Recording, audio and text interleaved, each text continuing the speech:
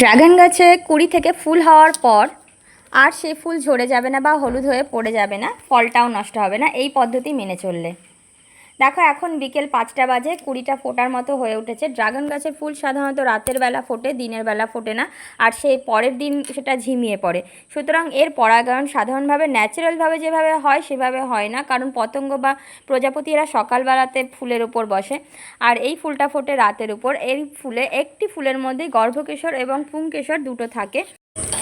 দেখো এখানে আমি একটা বাটি আর একটু তুলি নিয়ে নিয়েছি, যেখানে পুংকেশর থেকে পরাগ সংগ্রহ করছি, এবং সেই পরাগগুলো নিয়ে এই গর্ভকেশরের মধ্যে এইভাবে দিয়ে দিতে হবে। তাতে ফুলটা ঝরবে না, ঝরে পড়বে না, ফলটাও বড় সাইজের হবে।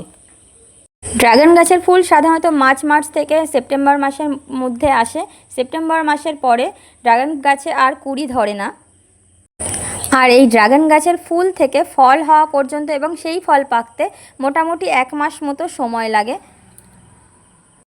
যেহেতু এটা বর্ষার সময়, সুতরাং বৃষ্টির যদি চান্স থাকে অবশ্যই এই পরাগ মিলন করে দেওয়ার পরে একটা পলিথিন দিয়ে ভালোভাবে ফুলটাকে ঢেকে দিতে হবে, এবং পরের দিন সেটাকে আলগা করে দিতে হবে, নতুবা ফুলটা পচে যাওয়ার সম্ভাবনা থাকে।